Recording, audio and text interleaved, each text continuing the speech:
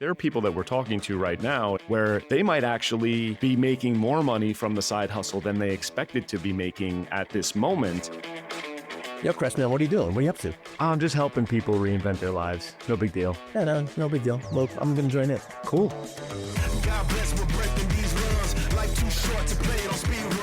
The topic of today is about going from corporate to entrepreneurship, because a lot of people, a pretty high percentage, are considering or have started becoming an entrepreneur later on in their career, later on in life. And that takes something. And we wanted to focus this episode to give real examples, real frameworks for how to think about moving from a corporate career over into being what we call the CEO of your own life or the CEO of your own future, because it's different.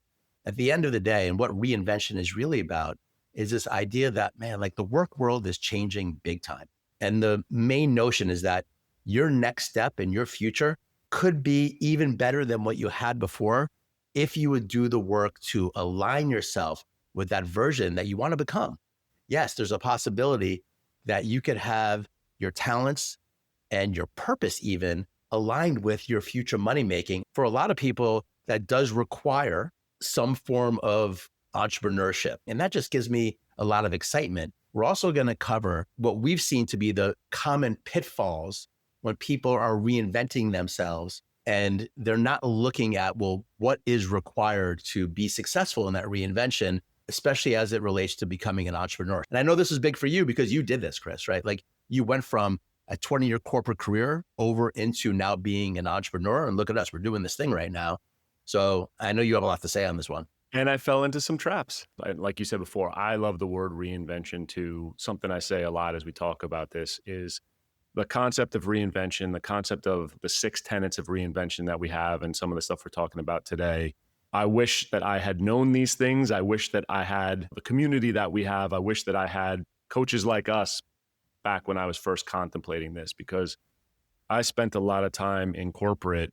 And I think you were alluding to this before, feeling unaligned with my work, right? The work was not aligning well to who I was. I even remember, I wish I had it with me right now. I can probably dig it up. I took one of those assessment tests of like your personality, your leadership personality.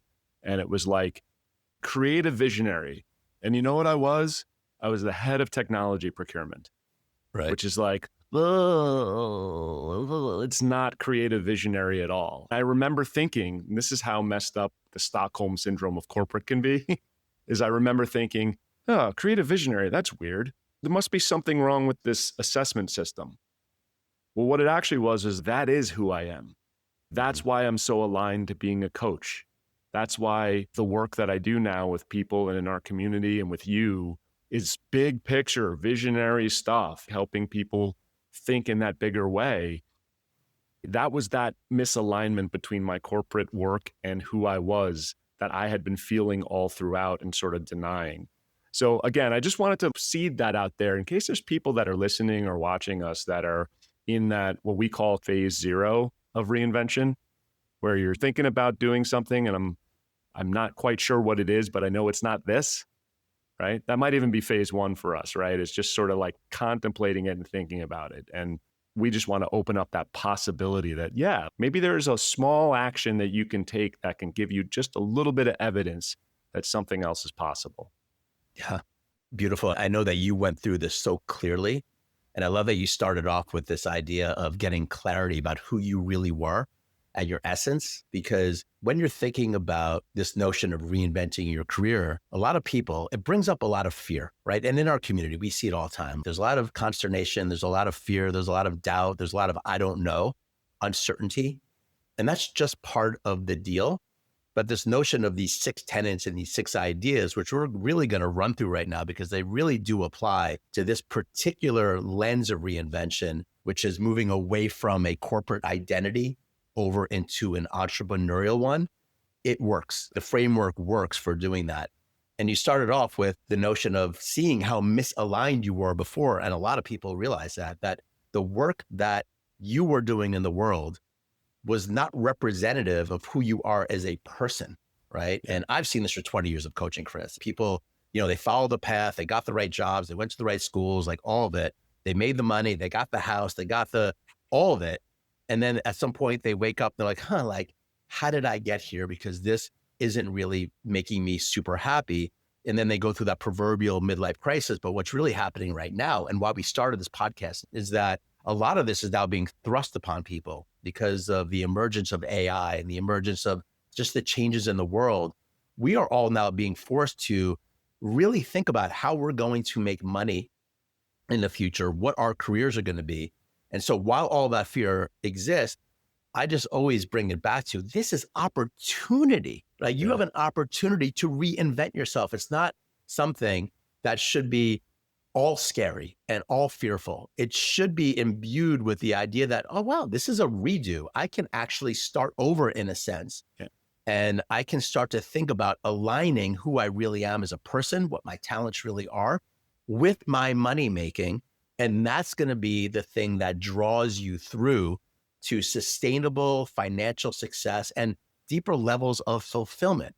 And so I think we want to start there with that idea of getting clarity, right? No matter where you're at in the stages of reinvention, getting clear about where you're at now and where you would want to go is always the place to begin.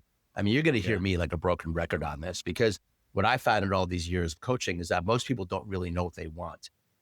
But when you're reinventing and you're in a process of transition, start there. Take a moment in time to start thinking about, what could you do? What would get you excited to wake up in the morning, right, Chris? Like for you, you found coaching. Like, what is it? Think out of the box. It's a moment in time and a practice. Getting clarity is a practice. I don't think people understand that. It's an exercise where you free yourself from the trajectory you've been on and all the limitations that have been thrust upon you. And you just think and you dream again, and you allow yourself to get out of your small trajectory and you free yourself. And we start there, right? We got to start with clarity when we're talking about this. And I'll say this, I found clarity on what I wanted to do and I found my way to coaching, but it wasn't the first thought that occurred to me probably 10 years ago when I was really starting to come online to the idea of, oh, this corporate career is not working for me. In that phase that we see with people in our community where they don't know where they want to go, they just know that it's not here. And they just know that they want to do something different, sort of that pre-clarity phase, right? Maybe there's the clarity that's being gained is the clarity that something has to change. That's like the meta level clarity. And then it's change into what? Maybe this is my role in this conversation, is to provide a little encouragement to the people who are sort of curious about this concept, to say it was a nonlinear thing for me. The first things I started to explore were consultancy, right? Consultancy in my field, exploring some areas of interest in climate technology and green technology. And I was like, how can I contribute there? There were a couple of different things I explored and took action to experiment with that then informed my clarity. It's always iterative. I do think that there's some people, I mean, again, we see it in the community. There are some people who want the eureka aha moment. And I do believe that that comes to most people through the process. But you don't just say, I want clarity, and then you wake up tomorrow and it's like, it's not like that. Look, absolutely. It's all iterative. And by the way, these 6 tenets that we're going to talk about today, you do them all, you play with them all, you take action, you work on your mindset, right? You do all the things and you start to form this notion of a new identity that has the possibility to be aligned with what you really want to do. And we saw it recently, didn't we, with one of our members who has been saying very surreptitiously, oh, there's something new emerging, in the back of my mind. It wasn't really coming to the forefront, of saying what it was, but eventually started to share about a new idea for work that is completely different than what she was doing before. It was coming from a completely different world. But then like this new idea is emerging. And how I feel about it is when you give yourself time to be truthful with yourself and dream big, like the answers are already there. You really do have senses. You just don't have words for it, or you haven't given yourself the permission.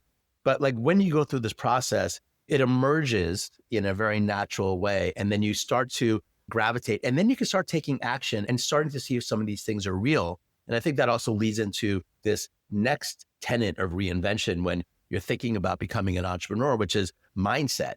And we talk a lot about this on this show, on this podcast, because mindset just is not a buzzword any longer. Like when you're in a process of transition and you're reinventing and reinvention of your career is on the table, this is the time to turn fully into what can I do to set myself up internally to succeed?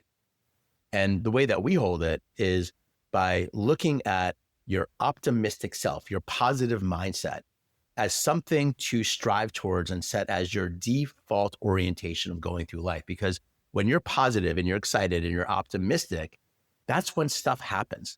Right now, this isn't all pie in the sky because we both know that when reinventing, you're going to be dealing with fear. You're going to be dealing with doubt. It's going to come up. Like, this is part of the process. But by having a goal with your mindset to be, you know what? They're right. I want to be in that state where I'm optimistic and I'm positive and I'm looking at opportunity, because I know that when I'm there is when I make the right connections, is when people say yes to me, is when like all of a sudden these serendipities start happening. And so we want to start working on our mindset with a very particular lens of, let me get myself into that frequency of being positive. And then almost as a backdrop, all these other things we're going to talk about can have a better shot of coming to fruition. And you know, Todd, I like to come from a more what I think of as being the rational thought mind side of this sometimes. And where I say, okay, is the universe working through us? I say yes. But if you want to be more tactical in the way you think about that, it's openness, right? It's awareness of the possibility. We talked about this in the group yesterday, where it was like the things you notice when you're open to possibility, when you're open to what could be possible for you, you start to see things that are aligned to that were probably there all along, right? And it's just that your brain is choosing and selecting because it can't possibly process the millions of pieces of information all around you. So it's choosing and selecting based on your mindset orientation. And I say that because I know that I was the type of person who 10 years ago probably would have been skeptical that mindset was that important, right? I would have probably thought, yeah, I get it. You have to be positive. You have to push through and whatever that means. But like, either it is or it isn't something that's going to happen or something that's available to me. And it's like, no, you orient positively and optimistically and open to the possibility that you can change in the way that you want to. And your brain literally notices more, makes better connections. An offhand conversation that you have with someone, you realize, oh, wait, did they just say that their cousin does the thing that I want to do? Let's continue this conversation. And just things like that. So I kind of throw that out there for the skeptics, right? In terms of a person who has reformed and grown from skepticism and cynicism to much more openness and optimism, my life has gotten a ton better because of it. And I think especially when you're looking to become more entrepreneurial and you're looking to start side hustles, the mindset piece, it's not just about being optimistic. It's more also about being curious and listening. As you said, being open-minded. The mindset is calm, steady, detached, positive, right? Like no white knuckling our way through it. You want to look at yourself as an experimenter. And that's a really important part for reinventors that are looking to start new ventures. Give yourself time, which leads into the next tenet of this, which is what we call game planning. And especially when entrepreneurial ventures are on the table, perhaps you're looking to start your coaching practice or a consulting practice, or a lot of people are taking what they did in the past and are starting fractional work, right? That's entrepreneurship. And it could be something completely new as well. There's a lot of people that do that. But for most people, when you're reinventing, you're not completely leaving everything that you did before behind. You're bringing it forward to create a new trajectory for yourself that has all this wonderful possibility. And game planning is really important because you've got to be tactical. And the way that I talk about this with my clients, well, game planning these ventures that maybe aren't solid yet, or maybe you have several different ventures that are on the table, is creating emotional runway and financial runway. Okay. And we should talk about that a little bit. You've done a really good job as a reinventor to give yourself that financial runway. Like, you were smart. And we're going to do an episode on this particularly about how to plan out your money when you're in a process of reinvention. We need to be smart about money. Let's talk a little bit about those two things, Chris, financial runway and emotional runway, because I know you have a lot to say about this. They are related to each other, but right, just from a place of financial runway, I think something that we talk about all the time, and honestly, something that I have experienced firsthand, is just thinking, oh, if I start this venture, whatever your estimate is of how long it's going to take, to get to the level that you want to get to, you're probably wrong.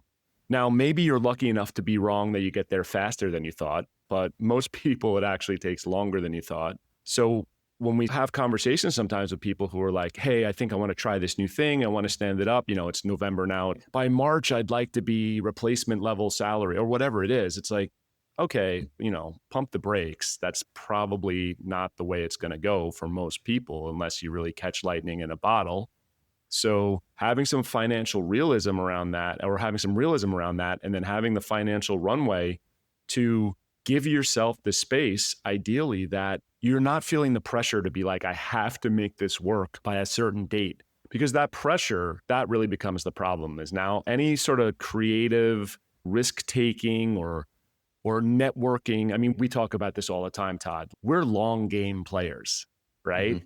And of course, we want success fast. And of course, we love to help people act at speed and get success fast. But it's better to be able to make the long game decision 99 times out of 100, where you're not just trying to jump to make the next buck, and you're actually staying. I mean, the whole point of reinvention is to find this thing that is aligned and staying aligned with who you are and what you want to do. And giving yourself the financial space to make those choices in service of the bigger picture is really beneficial. And then there's the emotional runway too. Actually, if you don't mind, I want to stay on that financial thing for a minute. Sure, yeah. Just for a minute, because I'm just going to be really transparent. I've helped a lot of people in this transition. And there have been times, and I have a couple of examples, where that piece of having the financial runway and understanding that extending the time words out is so imperative. Because you may come into this situation with big eyes, like, all right, I found my passion, or I found what I'm interested in. It's just going to happen really fast. That's awesome to have that feeling. That's awesome to have that optimistic, positive feeling like we just talked about. But you also got to be real. And my recommendation is for people to pretty dramatically extend their timelines for what they think is possible to replace the income that they may be leaving. If you can build out a plan, and this is tactical stuff. That's why this is game planning. You may have to talk to your partner. You may have to really do some work with your financial planner. You may have to really look at this. Okay. But we want you to take it on up front and not go into it on the back end. Deal with the financial running up front, because I've had situations with clients, even though I was very clear around this, where they're like, this is so right on. And I'm just going to be able to build a significant amount of revenue from what I'm doing within the next 2 or 3 months because I need to. And very gently, I'd be like, I don't want to set you up for failure. Yeah. I'm telling you as your coach, don't do that. And if that's the case, if you can build a longer runway, then you need to figure out, like we talked in the beginning about that study, that people are starting these side hustles while at the job. You don't jump ship. This is not a time to be irrational. This is a time to be sober and to plan out your financial runway. So I just want to bang that point home, because it's different than the emotional runway piece of it that I want you to talk about, but really be smart. And we're going to do episodes here on this piece, giving a little bit more tactics about how to really think about your money and your financial runway as you're reinventing. But I just wanted to share that piece. I mean, that feeling of need is what squelches the creativity and some of the smart risk-taking that is actually needed to grow, right? So you don't want to be feeling forced by that need. I'll also say, just to maybe be a little bit, the more encouraging flip side of it is when we talk about financial planning, like there are people that we're talking to right now in the community where they might actually be making more money from the side hustle than they expected to be making at this moment. But because they haven't sat down and done the financial planning to know, I think a lot of people start from the benchmark of replacement salary. So if I make X, then as soon as I make X, I can quit my job and whatever it is. But that might not be the case, right? It might be that if you're making X at your job that you hate and you can make 0.6X at your dream that you love, then it might be okay for you to leave that a little bit earlier so you can build that up to 2X. Or whatever the math is. But you have to do the math and you have to go through that process. Now, we're not going to walk through that all now. That'll be a different episode when we talk about that math.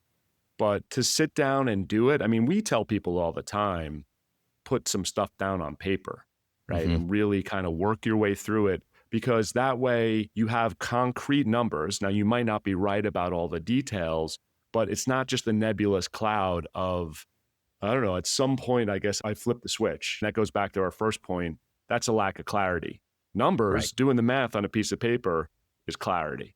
It's bang on. I mean, just to go with that flip side, because I talked about a client that I was working with that had a challenge on this piece. More often than not, people start making really good money on their side hustles when they go through this process faster than they thought. And then they run into another problem of, well, I don't really know how to run this business, right? Like, I'm not really set up to run this business in the way that I want to. And look, it's a good problem to have, but let's just stay, on the thing. And then for emotional runway, right? This is a big thing. Understanding that you are just in a process of change. Even though we just talked about staying optimistic and positive, right? In our world, in our philosophy, there is absolutely space and time for you to allow and reflect. That's what we call it, right? To allow and reflect, and to just have the self-regulation piece of this, where the fear and the doubt and limitations come up, and to have tools that allow you to process that information, because there's actually valuable information in your fear, okay? But also, let's not stay there forever. And so building in right from the get-go that you're going to go on a journey when you're reinventing, and that's totally okay. But let's say yes to it and do all the things that we're talking about here, because this will help you get to the promised land faster. And I'll say, and maybe you can tell me, Todd, whether you think this fits right into the emotional runway category, but I do think that there's an element here too of something we hear a lot, something I've experienced, is communicating this journey to the people around you, the people that love you, some of the people that are closest to you, can be a really challenging area for people, right? So people who are reinventors, we've been doing something for 10, 20 years, whatever it is. It was very easy to say in a prepackaged way, like I was the head of technology procurement, or you were this, or you were that. And now you're in this place where it's like, you're kind of experimenting, you're trying something new, even if it's a side hustle, explaining that to people, and people don't really clock right away what it is you're talking about. It's important for us in the reinvention process to have an intrinsic belief, and not even just that, but a comfort with the fact that people won't understand it. It's different. It's new. We're reinventing it. We're inventing it as we go, and we're finding our way to something that ultimately is going to be really crisp and clear, but it won't be in the messy middle. And the reason I think of it as runway is like that messy middle could be a couple years. So we try to create the strength and confidence to not be reliant on our partner, our spouse, our parents, our whomever, friends, understanding it right from jump. There's also a little bit we can talk about where you kind of protect your gold in the way you communicate that. But I just wanted to mention that that's something we hear a lot, where people who was really certain and really obvious in a way what they did, now it's a little harder to communicate, and getting comfortable with that untethered feeling of what they perceive in the eyes of others. It's where the rubber meets the road, brother. I mean, this is what you're talking about, because at the end of the day, we can get people really excited about this idea of reinventing their career. Like, the need is there. You need to think about this. You need to think long-term about your career. All right, let's get some clarity. Let's get some excitement. What could you do? All positive stuff, right? All right, let me work on my mindset. I'm growing. I'm going to take this on. I'm going to start taking action and doing new things. And then guess what? You come home and you tell your partner, hey, I'm doing all this stuff. And they're like, huh? Wah, wah. I've seen, it's like, wah, wah, wah. And then you're completely deflated, because all of a sudden you have all this energy and then it's not being supported. And that is a very real part of this process. Okay. So that's emotional runway, understanding that everyone is not going to be understanding what you're doing, and it's not going to be along for the ride from the very beginning.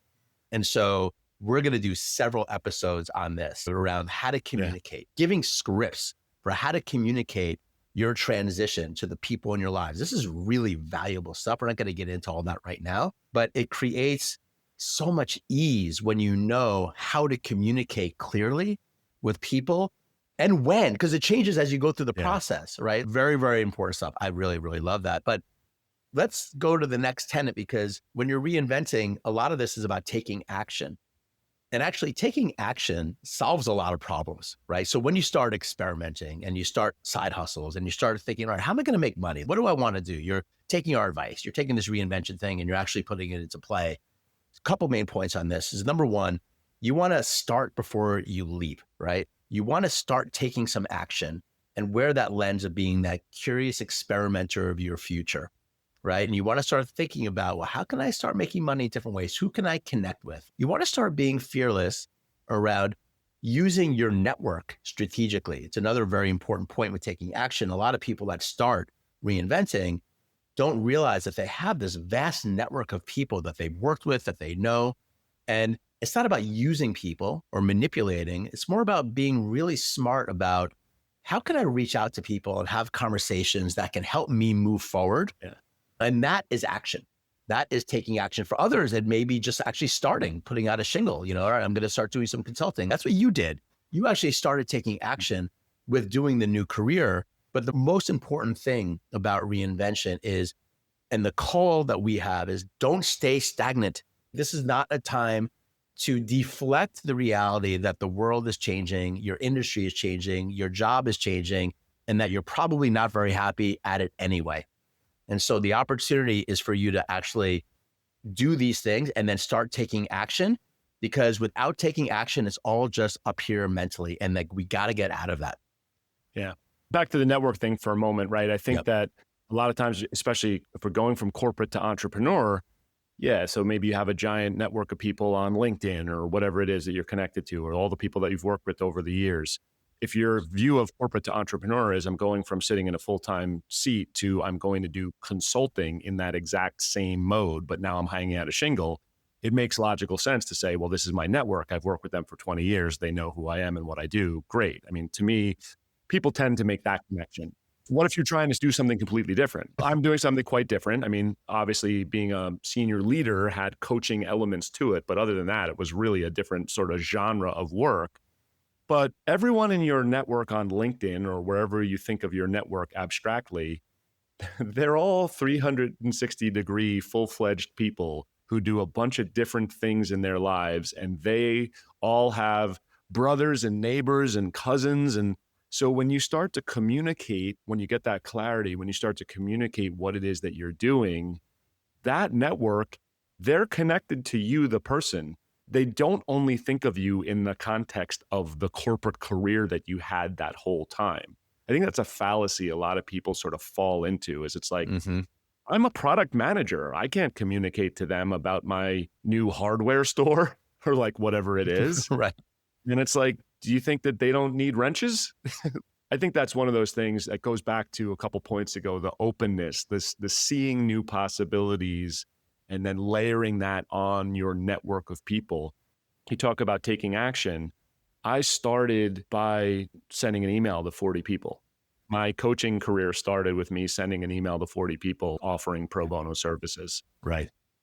And I got a pro bono client, and then I got a few of those, and then a couple of those turned into paid clients, et voila. I think that's such an important point, Chris. I love this. The people in your network, it's not just they see you just as very like one-dimensionally. Like maybe they do, but when you reach out to them, here's what I found, is when I've coached people to do this and they reach out to the network and they have an open conversation, people are so interested. Wow, I didn't know you were into that. And then you start having different types of conversations. And that's where the juice is. That's where reinvention happens, is like in those conversations. So when we talk about strategically thinking about your network, you want to sit down as you're doing this, as you're reinventing and thinking about what you can do next, or thinking about growing your side hustle into something big, and really write out all the people that you know and really start thinking strategically, like how can you reach out to people that can help you potentially grow these different lines that are in play right now. Most people are not doing that. And so when you take it more structurally and tactfully, that's where you start to see the results, right? And then you start taking action. Maybe this is kind of the old skeptics view that I'll bring in for a second. A lot of times when you say networking or like using your network, some people interpret that as being exploitative in some way or some sort of, what am I going to tell them I'm selling something or whatever it is? But you got to the heart of it just now, which is that when you're trying this, especially something that's aligned with who you are and what you actually want to do, these are just genuine conversations. This is excitedly talking about the thing that you are learning about or experimenting with or trying or doing to people who you genuinely think might be interested in it, right? We're not telling you to bait and switch through your network or something like that, right? That is not what this is about. Because I always struggled with When I was in a career that wasn't well aligned for me, I'd go to these conferences and have to network. And I'd be like, what do we do in this room? I don't want to talk to anything.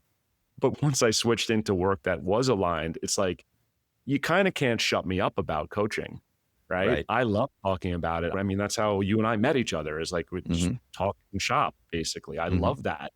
So it's like unnatural for me not to network now.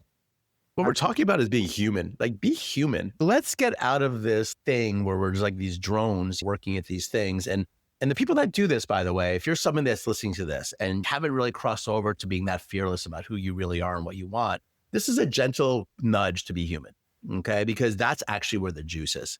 And you're going to find even one conversation opens up doorways and you'll be like, oh my God. And they're going to appreciate it. The people that you talk to will appreciate you being human with them. And then they will give you their humanity back. That's what's so beautiful about this. Okay. And so taking action, like such an important part. And that can mean many different things. That as an entrepreneur, very, very important to take action. And the next big thing, thinking about going from corporate to entrepreneurship, which I think is probably the most important in some ways, which is all around building new skills. This is where a lot of people get stuck in terms of going from corporate to being an entrepreneur. Because first off, I want to say that on the positive side, you have skills right now, no matter what your career was, you have skills right now that can translate into some form of entrepreneurial success. Just know that up front. Maybe you're great at operations. Maybe you're great at financial planning. Maybe you're great at marketing and sales. Like, you've already done things that are set up to have a benefit in whatever you're trying to reinvent towards. And I think a lot of people don't realize that.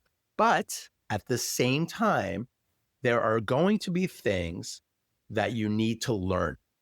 Okay. There are going to be holes in your repertoire because being an entrepreneur requires very holistic thinking. We call it being the CEO of your future, right? Be the CEO of your life. Like, you need to think. And a lot of people will get pigeonholed in those skills that they have. For example, we have a reinventor in our group who is a COO type. And so for him to now think about marketing and sales and being out there is different and challenging. But this isn't a place to stop. This is an opportunity to learn. Okay. And some of the best ways to learn, I'll give you one of my favorite, is to find other people that are doing that thing well and learn from them. Invest in learning from them. Invest your time in following their podcast or read their book or take their course if they have one or whatever it might be. So that way you're getting out of your own way. So I just dropped a lot there, Chris. I know you have probably some more color to share on it. Yeah, you're on the money with that. And I think I'll drop something a little tangent, but it's something that comes up for me when you mention that, which is that sometimes some of us get into a space where we see somebody who's got those skills that we need, and our visceral reaction is actually to run away from that because we're sort of like, well, I couldn't possibly, whatever, that person already is doing that or whatever it is. And this is not the time for that. This is the time to say, if somebody's got the skills that you need, if somebody's doing the thing that you want to do, how can you learn from that person? How can you be open to that? How can you leave your ego at the door, especially when you're going from corporate to entrepreneur? This is something we talk about a lot in the community. You were at the top of your game probably, and you were expecting perfection or high quality in everything you do. You're not used to being a novice.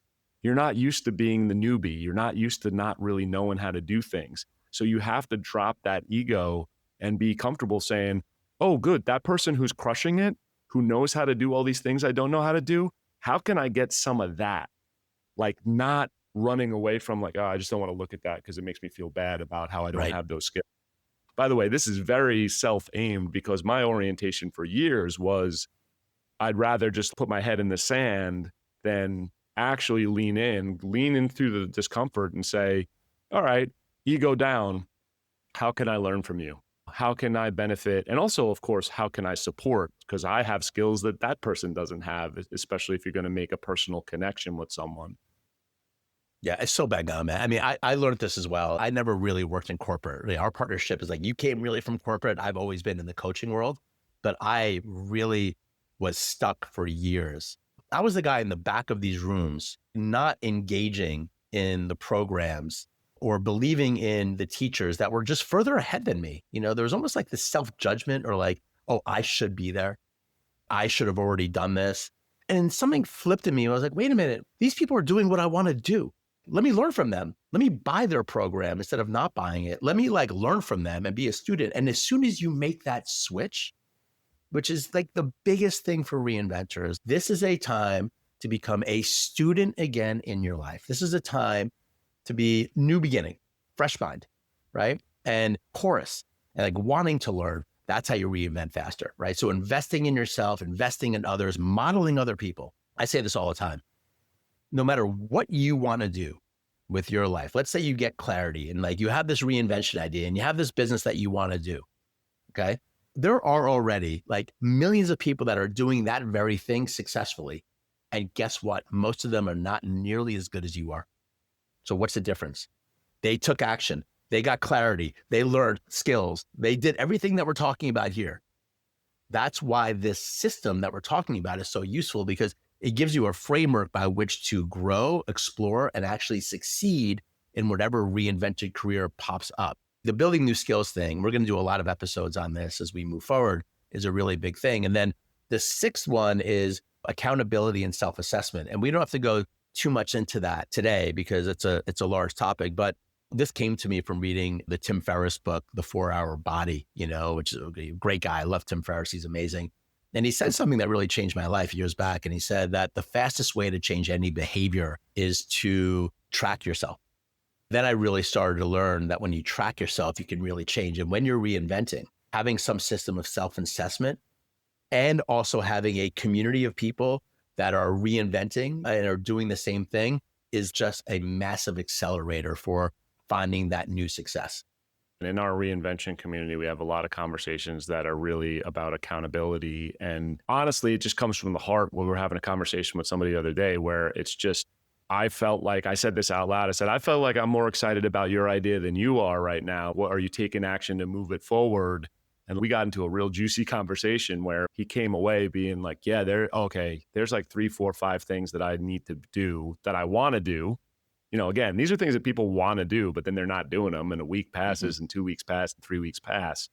We talk about self-accountability and group accountability, but the group accountability is really powerful. We see this all the time in reinvention where we're rooting for you, right? We won't belabor it because this is a topic we're going to spend lots of time on in another episode of the podcast. But I know that I spent a lot of time theoretically wanting to do things, but then when I actually put them into a plan and put them down on paper and say, what am I doing to move the needle on those things? That's when you start actually getting something done and moving it forward. We talked about this earlier today. The people that are really close to you may not understand your need or desire to reinvent. And that causes consternation and it causes a lack of confidence and all kinds of stuff. So therefore, you also need to find groups of people that do understand what you're doing. It's just common sense in a way. Find a community, find people that can support you in where you need to go. And that's what this one is all about. So this is really powerful stuff, Chris. And I think what we want to do, close it out by sharing what we set out to say, which was there's a bunch of common traps that reinventors must avoid when they're starting to look at becoming an entrepreneur. And we can go through these really quick because they're all pretty deep. But the first one is over planning instead of selling. And I've just found this. There's so many people that there's a lot of planning and excitement, but you got to get into the marketplace. You got to take that action. You got to, at some point as an entrepreneur, you're going to be selling something. You're going to be presenting people with an idea that you want their engagement with to some degree. And there's fear around that. And sometimes we go to the default of over planning, but this is about taking action, right? To be clear, planning is a tenet of reinvention. So we are not saying that you don't need to spend time planning. What we're saying is that many of us, myself included, feel more comfortable thinking theoretically about what we could possibly do in this new space than actually doing it. So it's the balance of planning and taking action. And it's a feedback loop where you do some planning and then you have to get some experimental data to support or contest whether your thesis is correct. You can't get that information if you're constantly, sitting there with a notebook, just writing out, here's how I'm going to solve everything. You get the data from the real world and you have to take action. And it's going to be uncomfortable by definition because it is change. The discomfort is not a sign that it's not the right thing. It might be a sign that it is the right thing, actually. Yeah. Second pitfall for people that are reinventing their career when they're looking at entrepreneurship, trying to do it alone. The one way I'll say this is that solitude is death in this. Do not do this alone. Do not reinvent your career, your life by yourself. Okay. I don't even think we need to belabor that because we've been saying it a lot, but that part is just so very important. The third one, hunting certainty before acting. It's never going to be certain, right? You did this beautifully when you sent out an email to 40 people. You didn't know if you were going to have a coaching career, but you went out as an experimenter, curious. Yeah. Right. We're so comfortable with certainty. Like I always talk about white knuckling, trying to steer to the perfect answer. And like, this is a completely new mode that you might be entering. So you're not going to know the answers. That's okay. Right. You're not going to have certainty. We try to create belief and then we try to create evidence to support that belief. But if you want certainty for like in 5 years, I'm going to make X dollars and it's look like this, that's a great way to stop yourself from taking any action before you even start. Yep. And then the fourth trap that reinventors fall into, you just said it in a way, comparing yourself to a 5-year entrepreneur on your 5th day of being an entrepreneur. This takes time, people. It takes time.